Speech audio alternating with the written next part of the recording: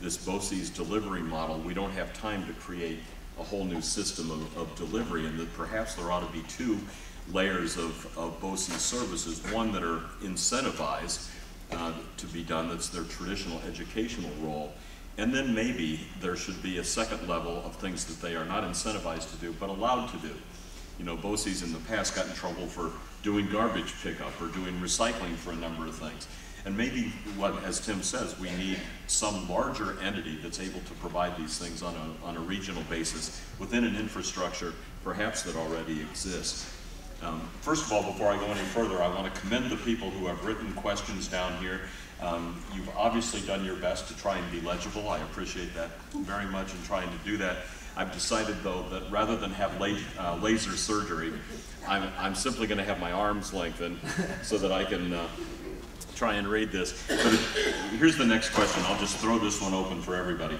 Apparently, the big strain on economic growth is declining and aging population. It seems like a vicious cycle. What's the key into breaking the cycle? More jobs, better schools, and more job training, lower taxes. We can't do it all. What works best?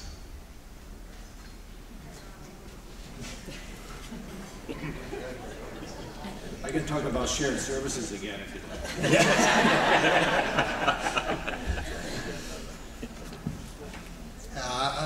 I would just chime in on that one, I think, and I say this all the time, get the state out of our hair and let us do what we do.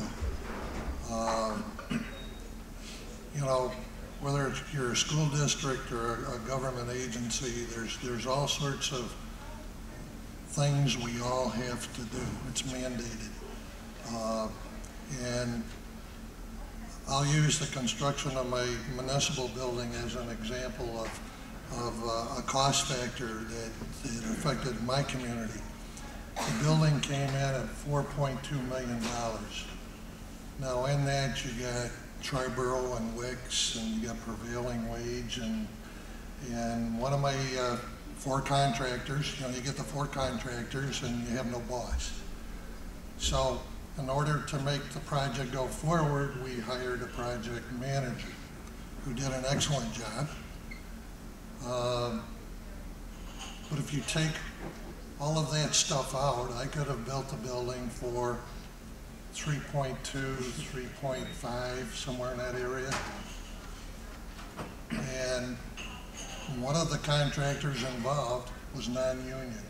We had the Department of Labor on our site every week because the other contractors, he's not going by the books, he's not paying the right wages every week. And I told that contractor, who did a super job and followed all the rules, you need to sue the state of New York. This is criminal. He goes, Dick, we get it on every job. And that's just wrong. And all of us as taxpayers, whether it be at the school or at the government level, are paying the bill. I know that my colleagues in other states that are in so-called right-to-work states have a completely different environment, and there are both positive and negative aspects to the level of influence of the unions at the state level, and certainly that's one of the negatives. Quick question that I think I can probably answer here myself. It talks about joint purchasing between schools and local governments. Is the current limitation on piggybacking still in place? Thankfully, no, and one of our next presenters this afternoon will talk about some of the advantages that we now have, having secured that legislation to allow cooperative purchasing. And then the second question on the card here is, and we'll do this like Jeopardy, the answer is like right after Thanksgiving dinner, okay? Now the question is, what is the current appetite in Albany for Wicks, Taylor Law, or Triborough reform?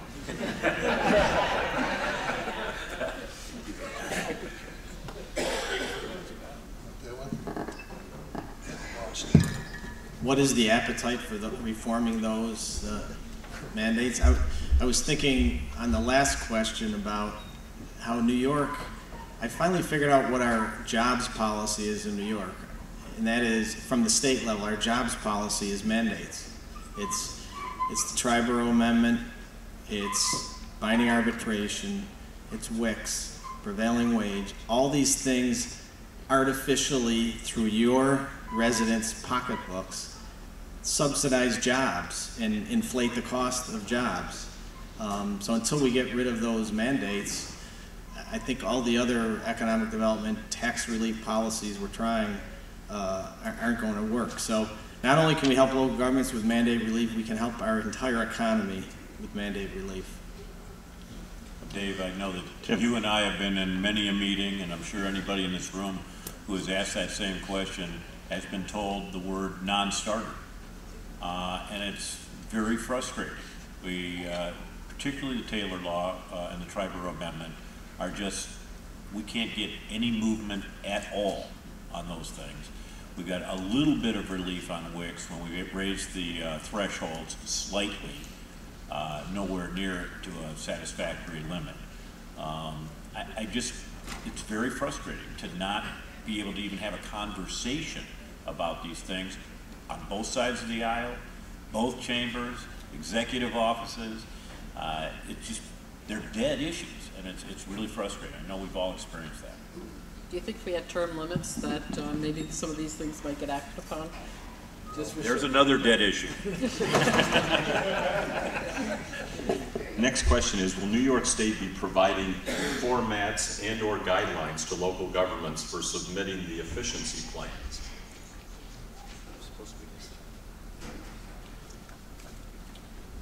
Well, yes. The State Division of the Budget will provide guidance.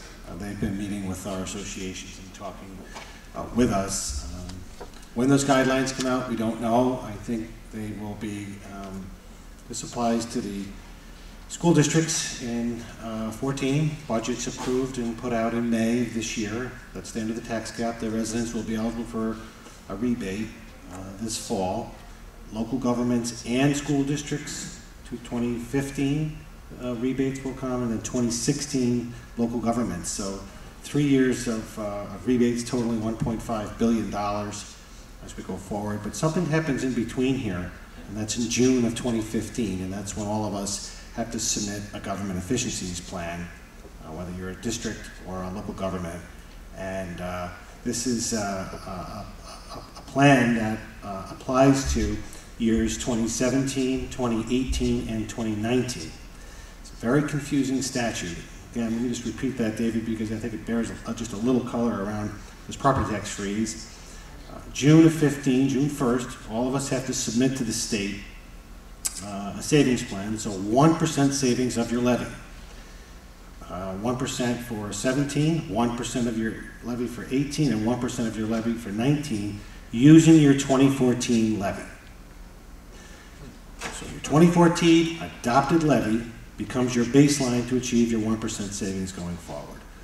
The question asks about the guidelines. Obviously, a lot of questions about look-back period. The law says the State Division of the Budget shall consider past actions. That's what it says. But recent comments have indicated that it's a look-forward approval process. Your associations will be working with the state to make sure that prior actions are considered. Just to follow up to that, Steve, a separate question was asked, and to have it qualify, do you need to have an intermunicipal agreement or some kind of an agreement, or can this be a less formal process for it to count in that process? Excellent question. I think it goes back to what Mark Alger said. I think a lot of what we're doing is informal. There is no requirement that it be an MOU in place. However, that MOU, if there is one, may be helpful to others, and your 4 associations are currently surveying. And I know that NICOM has thousands of examples that it has collected. We are all collecting this information to share with one another. So if you have MOUs, please get it to your state associations, because all of us across the state can benefit from this. I'll throw this one open to the